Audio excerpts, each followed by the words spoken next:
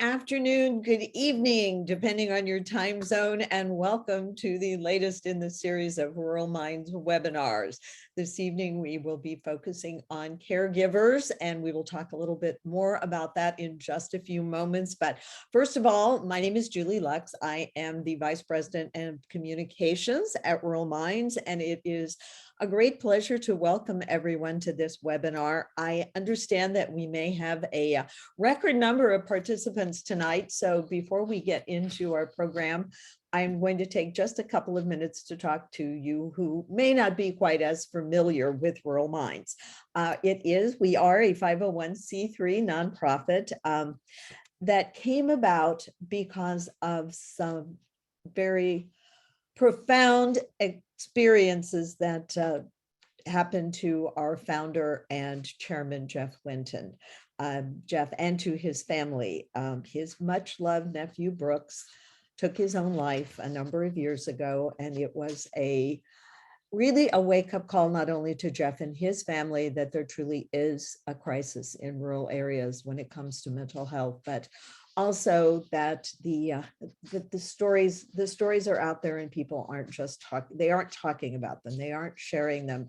And so Jeff started researching and looking into what the needs were in rural areas to help support people in their mental health challenges. And about a year and a half ago now, maybe a little bit more, that turned into what is now Rural Minds. And I cannot do justice to Jeff's story. It is his story, and the story of his family is best told by Jeff, and he does that incredibly well on the Rural Minds website. So I encourage everyone to go to ruralminds.org, learn more about Jeff's story and the road that has brought us to Rural Minds and to our mission. And the mission of Rural Minds is to serve as the informed voice for mental health in rural America and to provide mental health information and resources. And these webinars are just one example of those types of resources. So, and we also, in doing this, we're sharing all of this information and working with other organizations. One of those organizations is the National Grange. And again, on the website, you can find out a lot more about this great partnership with this wonderful organization. And our thanks and our welcome to all of the folks from the Grange who are with us here this evening. But let's talk about tonight's webinar. As we know, May is Mental Health Awareness Month.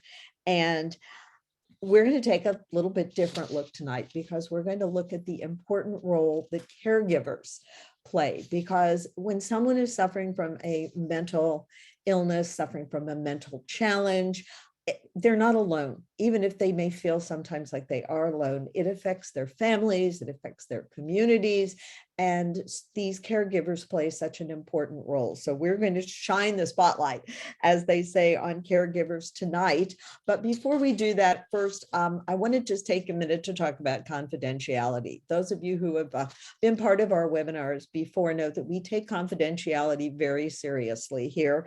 And so people watching this webinar, no one will know anyone else's identity. You'll see all of us who are presenting and who are participating and working on the webinar. But if you're a participant, your name, your likeness, nothing will be ever shown on the screen. However, that doesn't mean that we don't want you to participate.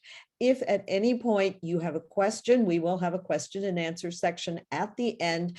On your screen, there is a Q&A button on Zoom. So hit that button, type in your question. It will just be seen by those of us on the Rural Minds team, but ideally we will have some time later on at the end to answer some of your questions, and as many of them as we possibly can, but your identity will not be disclosed. And we'll have some other ways for you to participate along with the Q&A in just a little bit.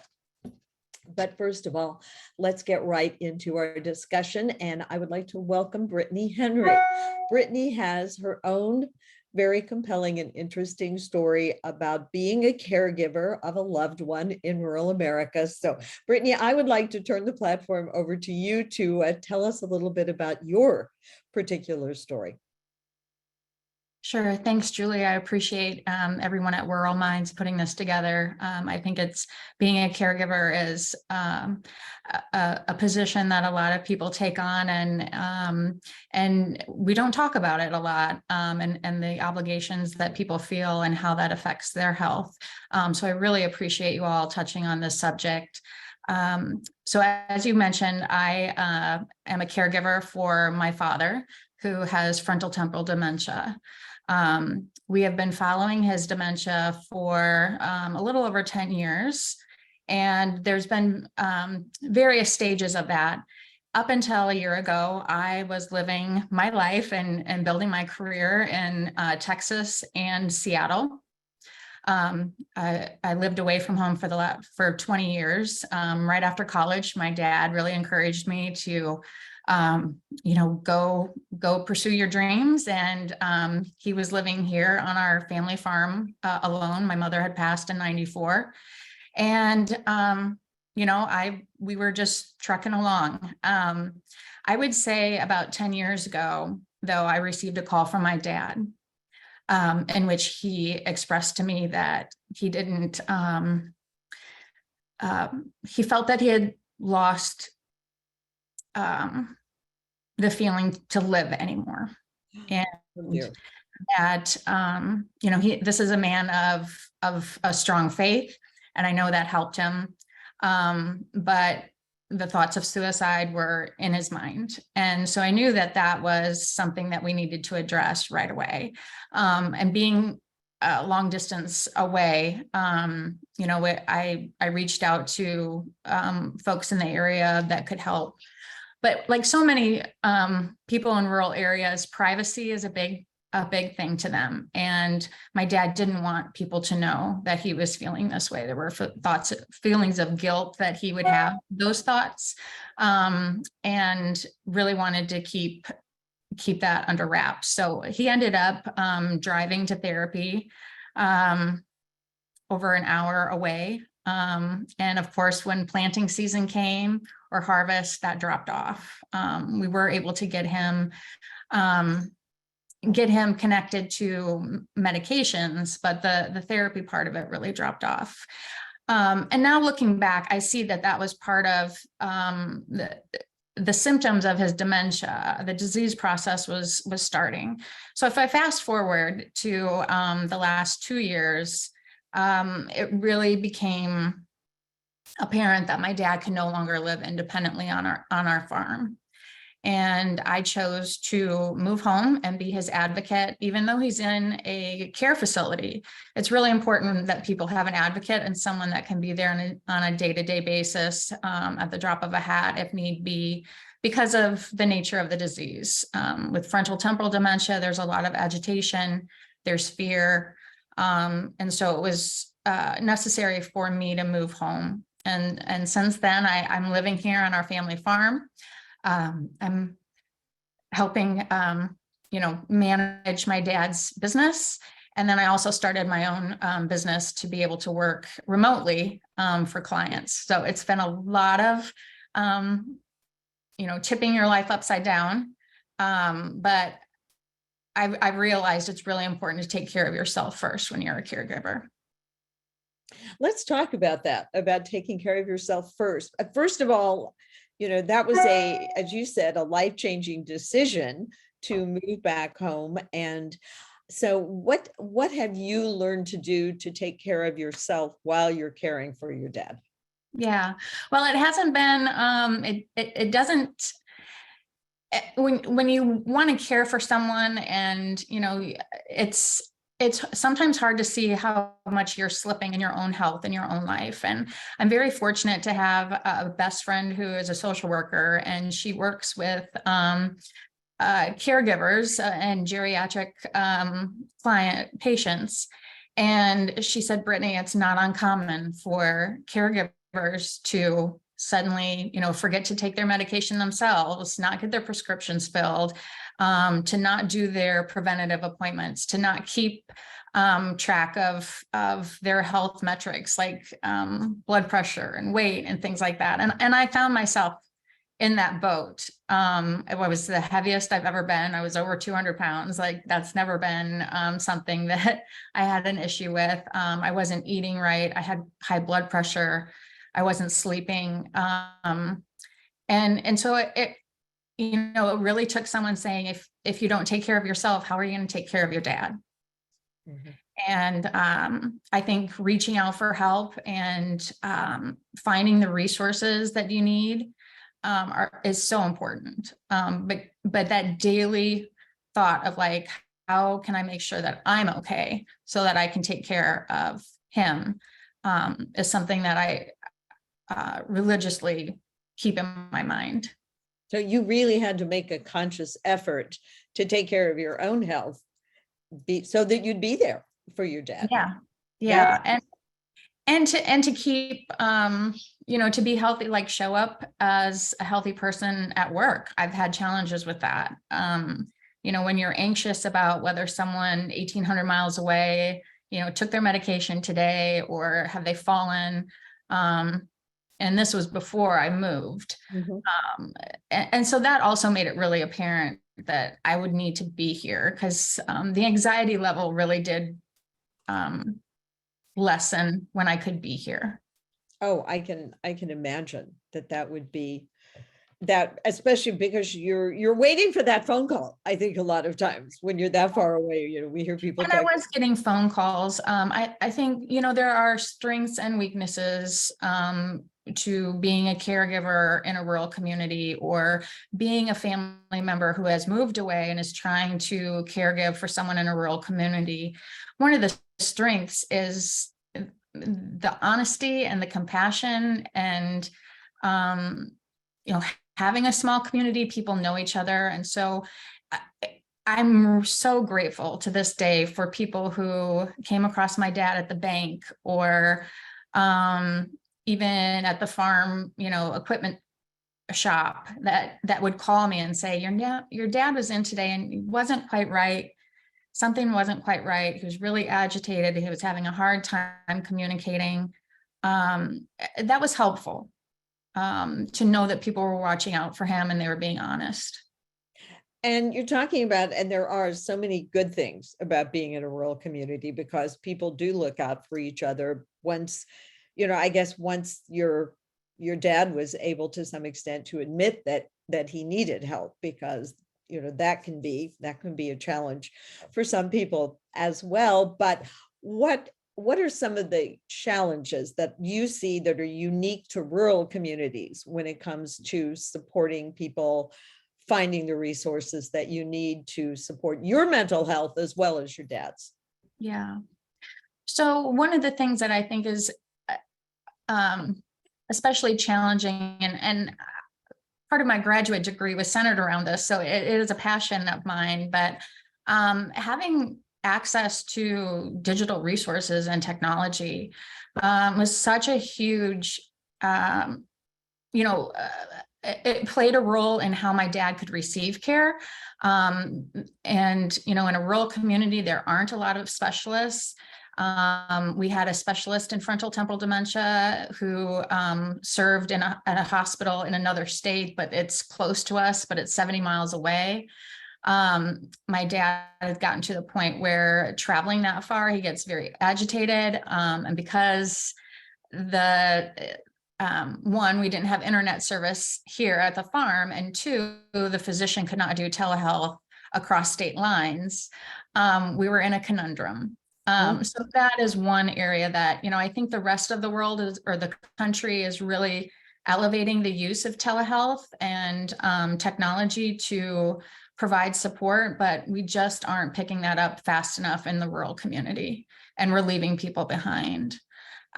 Second, I would say there's not a whole lot of specialized care for memory and dementias in rural communities. We're very fortunate that in my hometown, the nursing home had just within like 3 weeks of my dad needing to be in a facility, had opened a memory and dementia unit. But I can say that we still just aren't there. Yes. In in the care and understanding of brain diseases that we are for other diseases. And so it's been a challenge to help the facility understand and the people who work there understand what frontal temporal dementia is and how it's different, and how best to care for folks who have that specific disease. And for me, it's, oh, go ahead. I was just that you're finding people willing to learn, they're open to learning about some of these things they may not be aware of yet. I'm a very squeaky wheel. Having worked in brain health at major medical centers in Texas. I worked at the University of Texas Health Science Center, which has an amazing neurology and psychiatry department, and working with those folks, I knew what the disease looks like, and that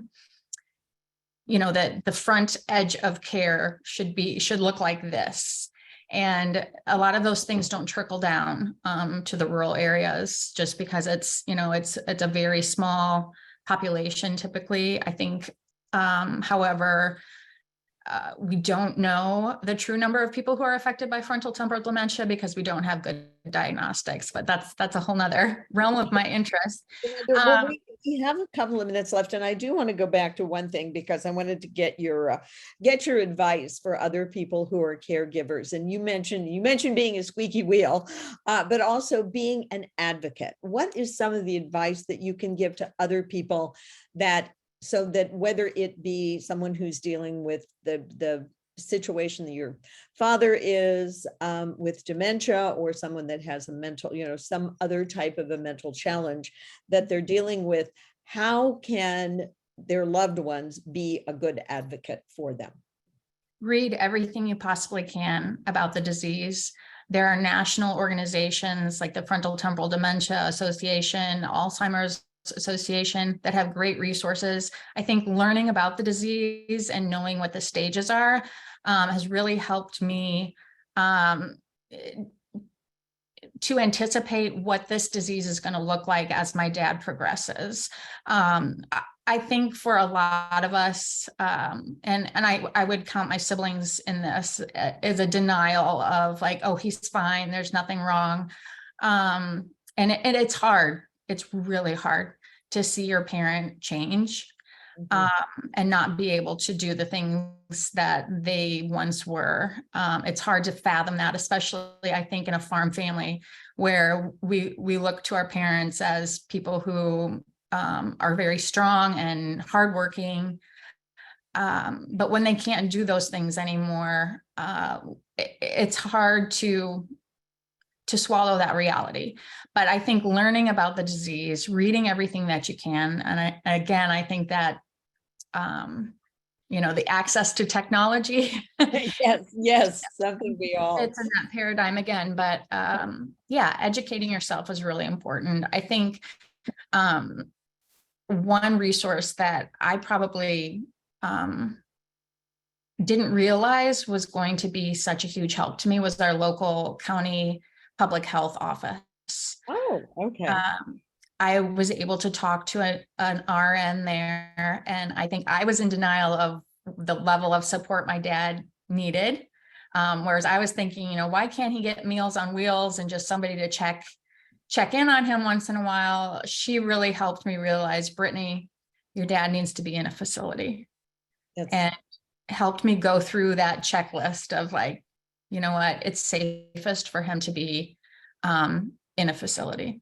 Yes. But as you said, that's a hard decision, and especially hard with your family and your father, who's been the rock of that family. So, but thank you so much. This is great information. We really appreciate you sharing it, but don't go away, because we're going to come back with our Q&A a little bit later on in the webinar, but we are going to move on at this point to keep things going. And we have a question for the audience at this point. So I had mentioned that we are going to keep you all, we want you all to be part of this discussion tonight. So we have a poll question for you.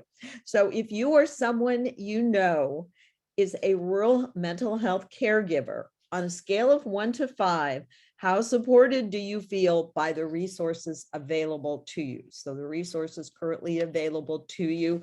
Everyone watching, please vote. We will give you the results at the end of our next presentation. And before I introduce Travis, I do want to remind everyone that, speaking of resources, the Rural Minds website has a special section of resources for caregivers. So we would encourage you to go to ruralminds.org if for some additional resources to help you. But we'll give the results of the poll later. But right now, it is my pleasure to introduce Travis Carlson. Travis is an independent filmmaker, and I want to say an award-winning independent filmmaker, who is going to talk about not only his experiences growing up in rural Western New York, but his lived experiences through his film Mother's Day, which depicts his journey with his own mother during her mental health challenges. So Travis, if you want to join us. Yes, thank you. There he is. Good evening, and thank you so much for being here. Again, remind everybody to vote on our poll. And with that, Travis, I'm going to turn the webinar over to you. Looking forward to hearing what you have to say. Thank you so much, Julie and Brittany. I'm very glad to have heard your story. It's very impactful and has so many correlations to the story and I guess situation I was in and people I know. So glad we're all here together. So as Julie said, yeah, my name is Travis. I'm the writer and director of a film project called Mother's Day, which was a feature film we did, but it's also a true story. It's the story of my mother and me. And in this film, we try to depict an honest slice of life, basically a reenactment of one difficult day in which we found ourselves in our small town dealing with certainly mental health situations and also regular family dynamics. And it all kind of comes together to what I would say is a big part of being a caregiver, especially me in this story, I was about 25 years old, and no one really. Sometimes you don't get told that there's a big situation about to happen. You have to sort of slowly discover that the situation that you're in or that your loved one is in is unique and different. So I think today I'm going to explore sort of that discovery of transition, where I saw myself and saw my mother kind of become someone different, and how I needed to change and react.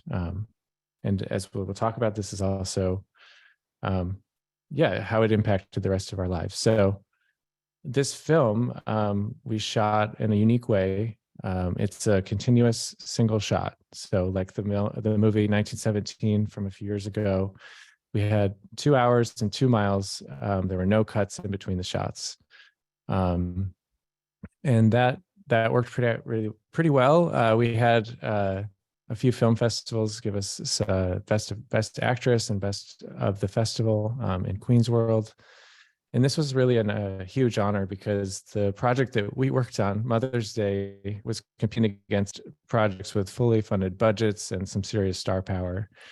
And unlike that, everything you're about to see was created by myself and a very small team who actually volunteered over a year of our working lives to tell this story. I know many of you here feel the same power and energy around getting the word out and destigmatizing mental health. And today I wanted to share why our team chose to do that. And I'm going to show you New York City, the origin of so many important and cinematic stories. And only curveball to say that our story has nothing to do with New York City, but actually a different town in New York called Gary. And this is a pretty iconic view of our skyline. We have one convenience store and one stoplight. But this is home. I was raised here. My parents were raised here, so were their parents. And we were part of a population of just over 1,000 people spread out across 36 miles. And so to do the math there, that's about 47 people per square mile. And that might seem like a lot, like kind of crowded, but by comparison, that same square mile in New York City 30,000 people. It's a slight difference. And first lesson of the day, maybe that is why I saw a lot more movies set in New York City than New Yorkers saw about rural America. And if we wonder what they might have saw, well, things like this, a family riding the lawnmower. Like my mother before me, I grew up on a farm on a hill. We had our own gas well, water well, pond, horses, land, pretty much everything except cable. And we were just a little too far from civilization for the company to run the wires. And so my grandparents, who lived in town here in this house, would actually videotape the television and movie programs, and then we would pick them up in our car and drive them home and then watch them at home. And that's how my mom got me started in movies. And soon they became my entire goal in life. And fast forward a couple years later, I found myself on the team that was producing all of the creative content for the NFL and NHL teams in our area. And we'd made a few short films that screened at the Cannes Film Festival, one of the most important festivals in the world, 3 years in a row. And yet you don't get to have those experiences in creating something that powerful without a team. And I'm sure, as many of you can relate to, at the beginning of all of these journeys, usually your first and only teammate, when you're still kind of weak and at your worst, is your mom. And this is mine. She made all of the difference in the foundation of my career and my life and my education. And she was a really strong student herself. She had a really successful career. She was a busy mother. And like I alluded to, if there were any tendencies or yellow flags that we might now say were probably a mental health condition, at the time, our family just chalked that up to kind of annoyances or personality trait particular to her, idiosyncrasies. And I would say, what else was there? We weren't sure. So to answer that, my family would need to experience a watershed moment that we couldn't really see coming. And I pulled up this map of Gary and the hills surrounding it because just north of home, one of these hills is not really much bigger than any of the ones around it, but a raindrop on one side of the hill, the north side of these hills, will flow into the Great Lakes and over Niagara Falls and into the Atlantic Ocean. Just a few inches south, that same raindrop would flow all the way into the Gulf of Mexico. So this subtle watershed also was happening in our family. And a day that didn't seem any bigger than the others, but it was certainly, in retrospect, marked by this conversation. On the one side of it was the identity of my mom I just talked about, this loving woman who always knew, as self-sufficient and capable, as Brittany alluded to, the same way she saw her father. And she was aging and strained by some isolation, but, only a few hours later through this talk, and just like water flowing on the other side of a hill into a different ocean completely, I'd come to realize that there was this new identity. And she was still a loving woman, but she was also confused. She had explosive anger and fears and distorted worldviews, and unfortunately some life-threatening lack of judgment that was very concerning. For my part, I no longer recognized her inside of her behavior. And this would continue to get worse, in the days and weeks and months and years following. So for my part, during this conversation, I was transitioning from being a son who was just offering impatient advice to his mother to suddenly feeling kind of overwhelmed and surrounded by a toxic condition that was a lot bigger than me. And then here's the thing, we didn't talk about it. And I think that's one of the biggest turning points and things that should have gone differently. I don't even think I told my dad. She had demanded that I keep a lot of life-changing events secret from him. And as Brittany alluded to, and Julie, that there's just a sense of privacy that felt very pervasive. So it was probably the most complex and emotional day of my family's life, certainly my life, and we never talked about it. And so for about 5 years, our family was stuck and kind of getting worse, and I certainly didn't know what to do. And it wasn't just the privacy. I want to bring you back to this picture because living on a hill in rural America with slow internet, films were my education. And films that deal with mental health conditions of any kind were these: axe murderers, villains, parodies, a lot of violence. And these were not even close to my mom's situation. And the stats are even bleaker. For Hollywood's depiction of America to be consistent with reality, over 20% of its characters should have a mental health diagnosis. And yet what we see is less than 2. It's 1.7% of any film character from hundreds and hundreds and hundreds of movies every year even experience a mental health condition. And so this lack of information creates ignorance. But even worse, negative depictions create stigma. And of the handful of characters who do represent mental illnesses to moviegoers, 63% of them are perpetrators of violence. Whereas real people with mental health conditions are more likely to be victims of violence rather than perpetrators. And what I've found through all of our culture, but specifically in movies, anytime we see a negative depiction, it's creating a stigma. Plain and simple. Negative depictions create stigma. And so from the information I had, of course, I didn't know where my mom fit into this scenario, this soup of behavior and things I wasn't aware of. Was she crazy? No. And was she the American Psycho? No. She wasn't a supervillain.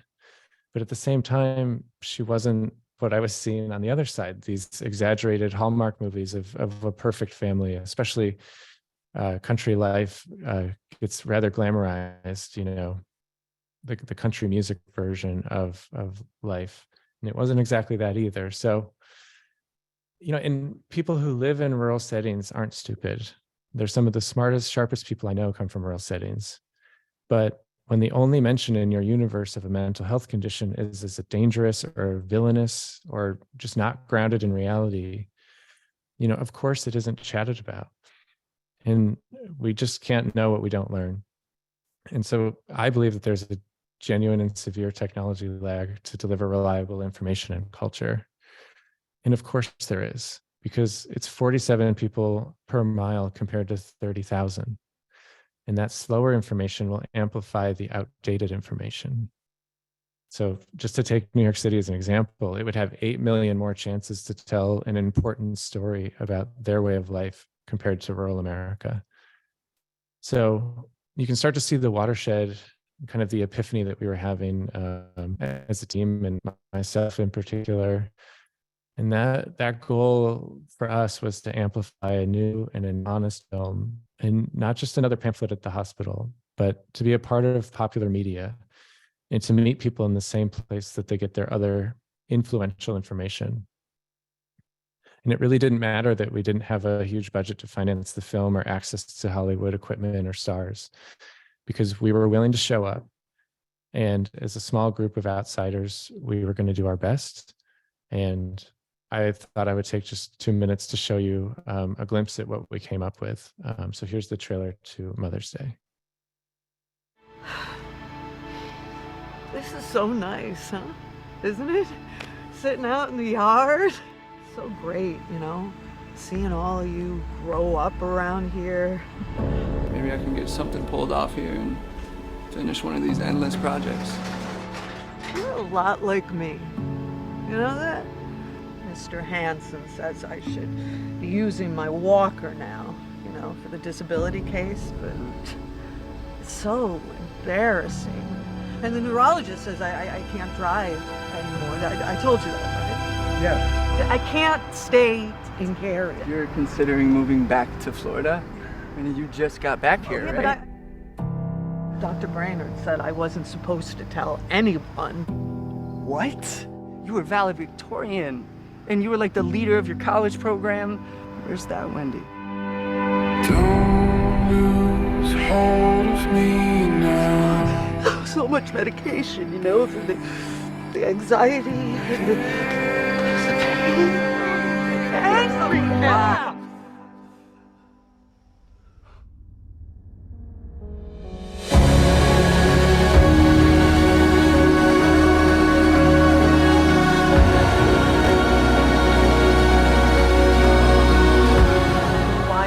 so worried. Because it's a big deal. It's a huge deal, Mom. That is all of yours and Dad's money.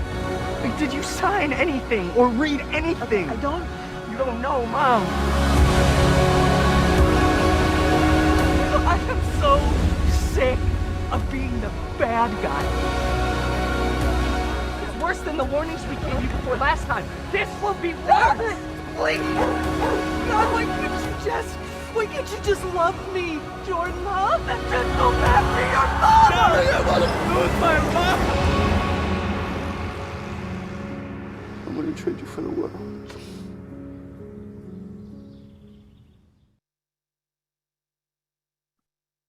Okay. So we'll take a little breath there. But that's sort of a glimpse into the story in that watershed that I was talking about. And I'm sure almost all of you have someone in mind when you see this. Maybe someone who hasn't been on the screen before, but what I feel is that their story is probably just as important as the next superhero reboot or the next Fast and Furious. And it's because it's real and it's honest. And honesty was really the guiding star to how we did every decision of this project. And it had to be, because I didn't feel like I knew how to solve the issues of mental illness in rural America, or even how to do what was best for my mom. But I did feel like I could represent it accurately. And I think that's one empowering thing that we all have, for those of us who are close to it, is that we can share and talk and listen accurately. And we can add one more example to the universe of common mental illness, or maybe it's an uncommon mental illness, or whatever situation that your family is dealing with. Maybe it's not even a mental illness, but just a stressful time. I think we're all going through that, and it's so important to shed some light on that. So that was our mission, to open up a cinematic window, but this time into a very real rural life. And this unusual thing happened. We were in the actual location where this took place. We shot it in the actual location because we still had access to it. And as we were doing a rehearsal, the neighbor of the house, with this sort of gruff blue collar man, he didn't love the idea of us long-haired filmmakers walking around his junk pile. So for the whole rehearsal, he sat up there about 3 hours, and he listened to the entire story. And what's amazing is that it worked. This neighbor, Brian, pulled me aside for almost an hour after, and I was glad to do it, but almost till midnight, he just talked his heart out about his brother and a very similar situation that was going on in his family. So only one door down. So I think one of the things, if we think of country people as, even the hard ones being so tough and not willing to talk, but they were, this machinist was very willing, and he just needed someone else to go first. And, in this situation, my family's truth and a little bit of vulnerability allowed him kind of permission to share his story and get it off his chest. So it's my hypothesis that people do want to talk, and that there's really nothing to be afraid of. And that on the other side of that, they want help, and they want to find a path to recovery and stability. I know I wanted that for my mother, and I know that she wanted that. And so we did take that as an excuse to keep going forward and to try to pay it forward. And that's why about a dozen of us risked everything. We were a very new, small company, and kind of still are. And we gave up a salary to get the story out here. And when it was done, this is a brief glimpse of how some of the people reacted to it. Oh my gosh. The opening scene was the most thrilling experience I've had in a while. Whoa, that was a really cool thing.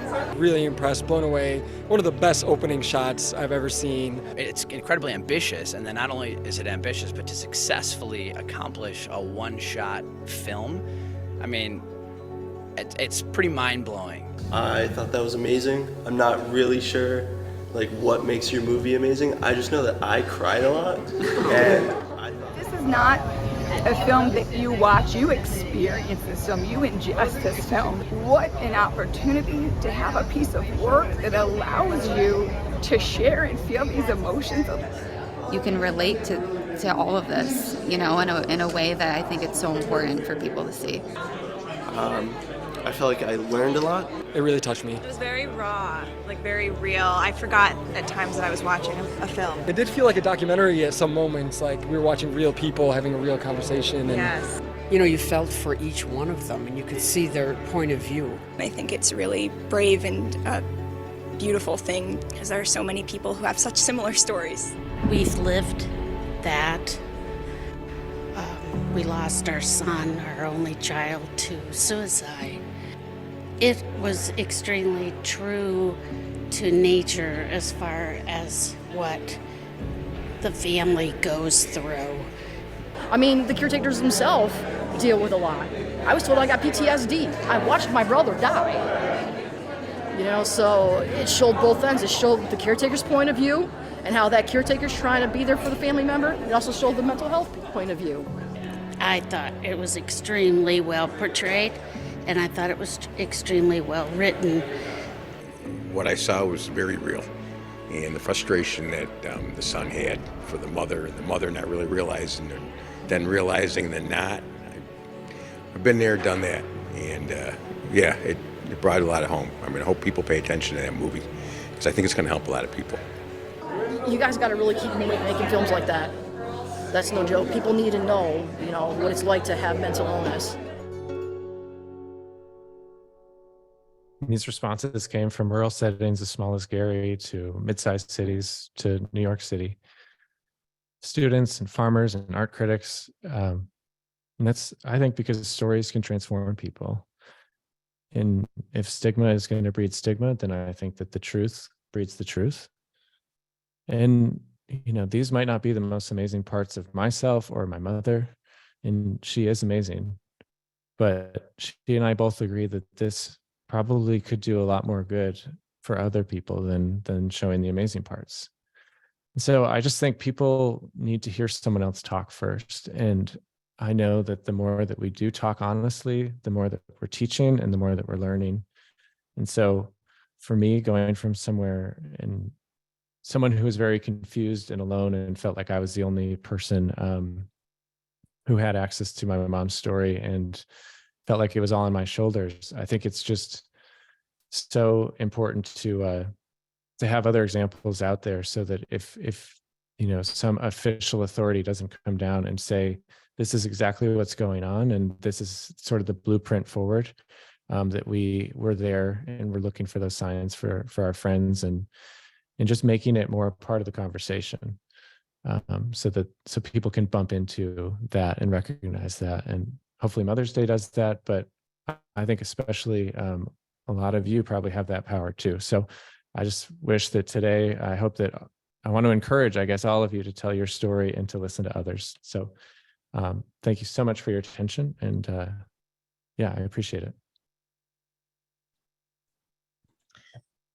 Wow, Travis, thank you so much. I think this is the second or third time I've seen your presentation, and I get chills when I see those clips every single time. So very, very grateful to you. I'm going to start, and then we're going to get to our poll results in a minute. But first, how can people see your film? Yeah, so the film is available to stream anywhere in the world through our website, so panamericanfilms.com, PANamericanfilms.com. Okay, thank you, because I imagine we're going to have a few people out there who are going to want to see the full thing based on that. But we do have some questions for you and Brittany. But before we get to those, let's see the results of our poll. As you remember, I think that, and forgive me, my eyes, I have to get in here.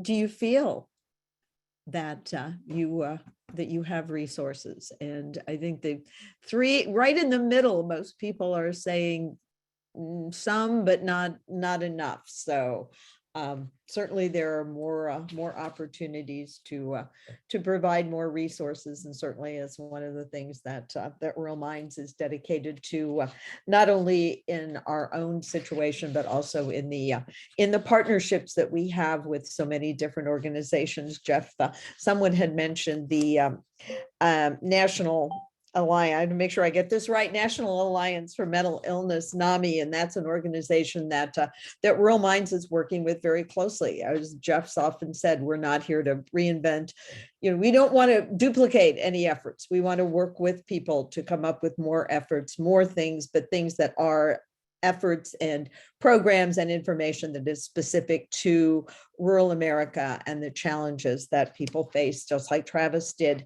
in rural America. And I do have a question for you here.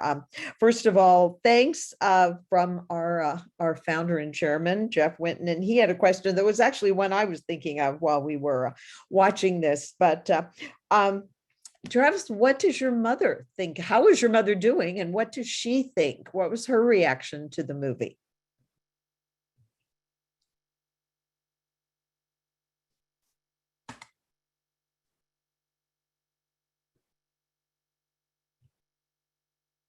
Sorry, I was muted. I wondered if it was me. Okay. Okay. Yeah. Well, it was a half of an answer, but so my mother was the first person we reached out to, or I reached out to when I wrote the project. And the first thing I would say is it was great because we talked about this day and we had never talked about it before. So 5 years later, we could kind of go over it again with a clear head, and that's good. And a lot like Jeff Winton's story, she was inspired by someone else in town who had a funeral, and mental illness was talked about openly at that funeral. And she found that was a really profound thing, and gave her the courage to say, you know what, I think this has an opportunity to help people, and there's no reason not to do that. So she gave her blessing, and yeah, and she's on her path to recovery in Florida right now. So yes. That's good. Wonderful to hear. What about the community? What about the folks in Gary the first time that they heard about and that they saw the movie? Some of them you saw in the audience reactions actually were there from Gary speaking about it.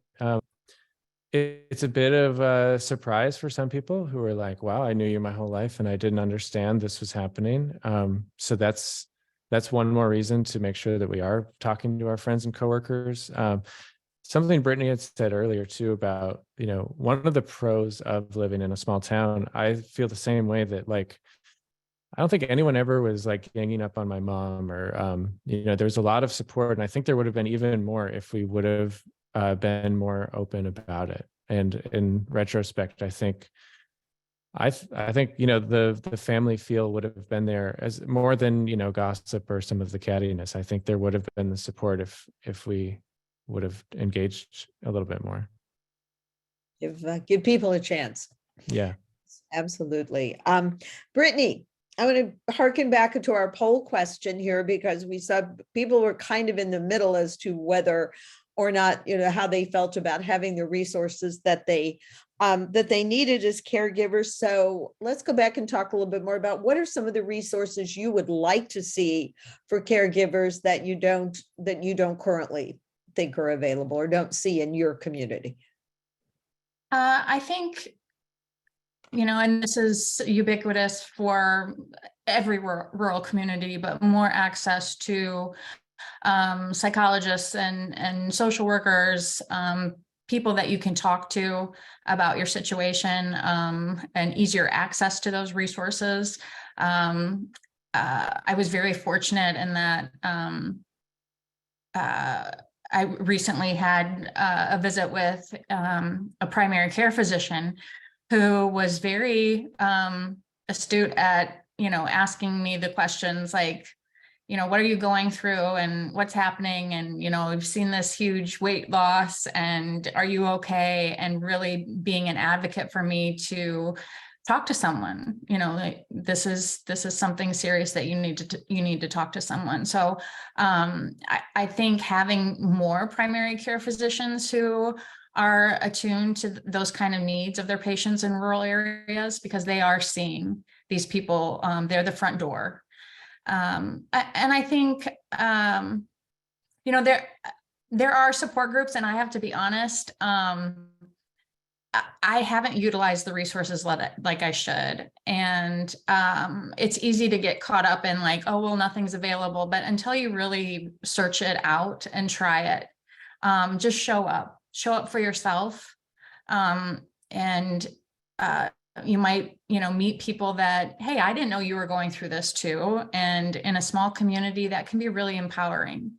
And like Travis said, you know, if you're brave enough to talk about it, maybe someone else will be, and you create that community of, you know, knowledge and making it okay to say that we need help.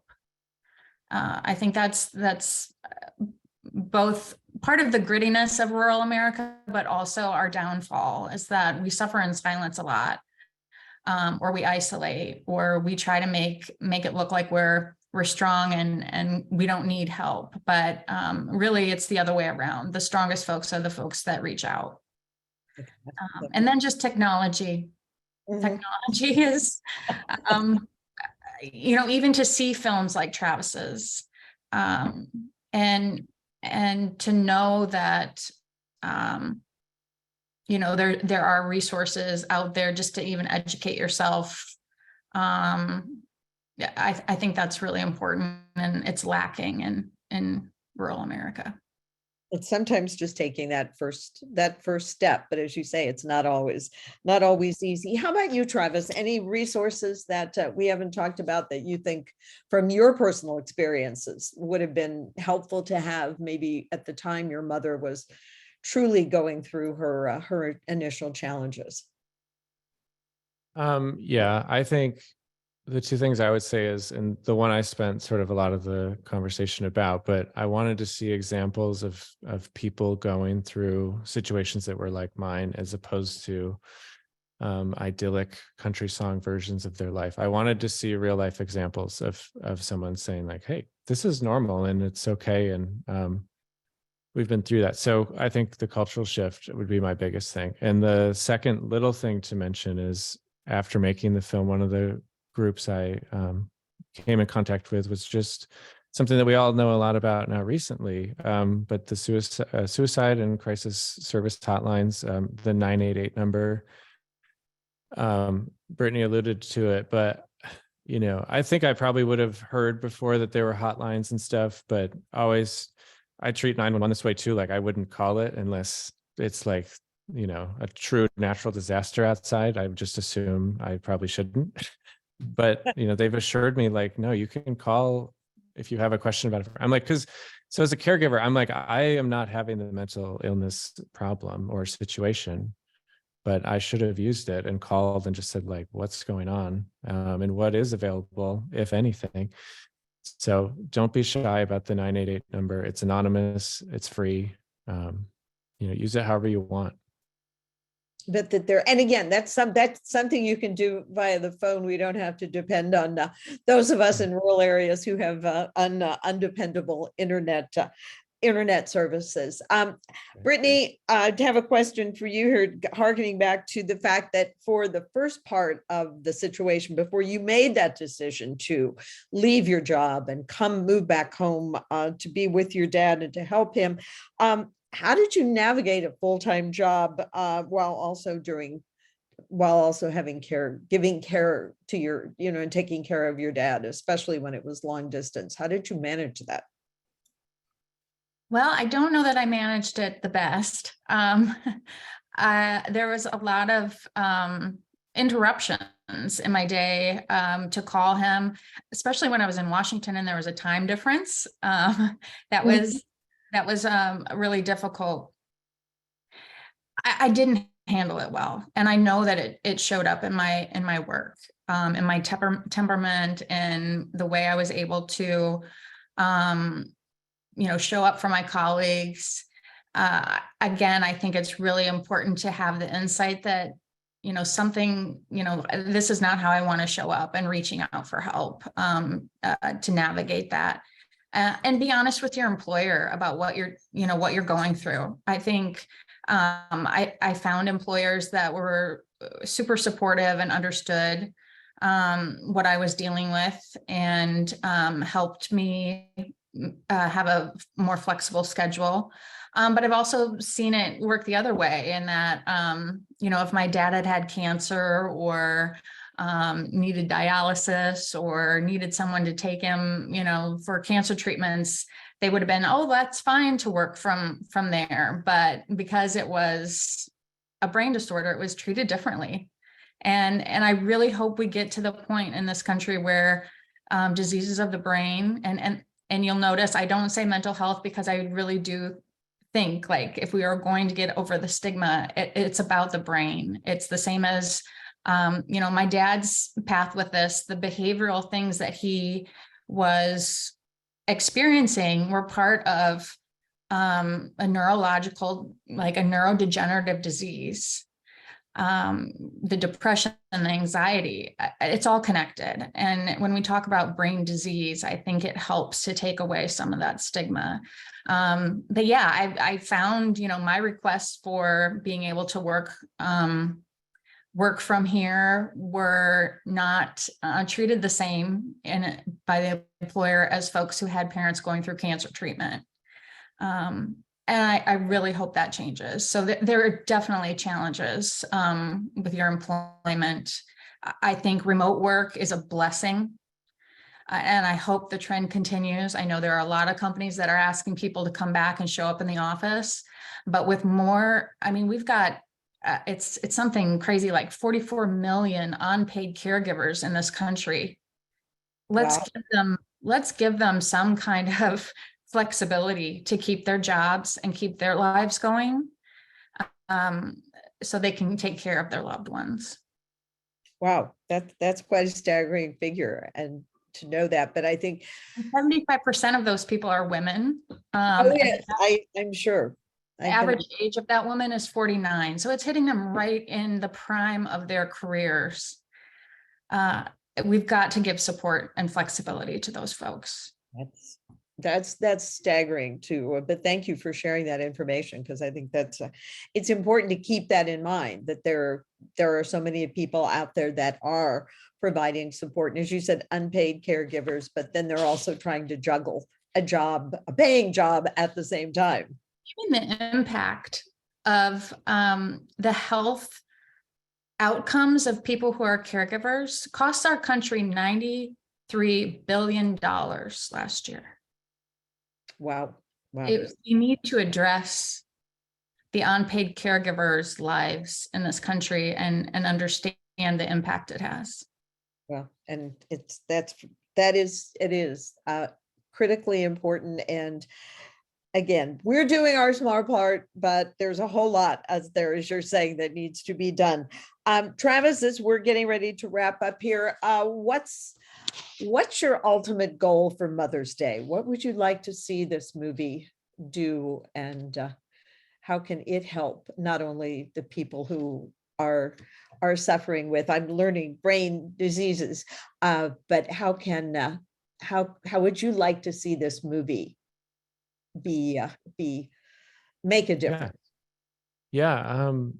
I think certainly in having folks watch it, and if you know people who might, so I feel like it's a good watch if you're someone who doesn't. So for people who maybe haven't experienced a mental health situation or brain disease, as we might say, it's a really good introduction to sort of that subtle transition, and really can help you give your own mind a workout into saying, like, well, where would I fall on this side of it? What would I do in this situation? Or let me see a family dynamic as it plays out that way. And then I would say just a little bit larger, that we're as a team pushing to share this in different communities. So if anyone here would like to have the film screen in their town, we have easy financial ways to make that happen. And just to spread the word and allow your town to sort of have that conversation. So panamericanfilms.com is a great place to get in touch with us if you are interested in something like that.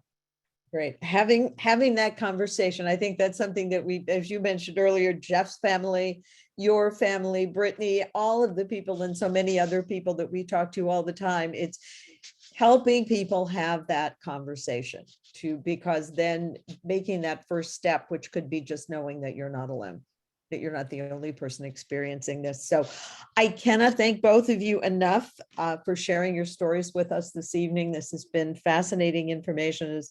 And I think hopefully you'll get more people. Those who have internet service will can view the movie. But also thanks to all of you who have joined us. You will be, those of you who are watching, you will be receiving a short survey from Rural Minds, and we would ask you to please take a couple of minutes and answer the questions, because the information you provide will help us to determine subject matter for upcoming webinars. The one we're having right now came out of some of the questions and the interest of the people who responded from previous webinars.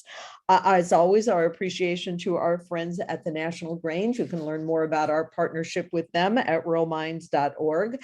And finally, as we close, I want to remind everyone that Rural Minds is a 501c3 nonprofit. Then we do rely on the donations as well as corporate financing to develop the educational content and programs such as this webinar. So we invite you to go to our website and help us help others by a donation to Rural Minds. So again, all of our thanks and good evening.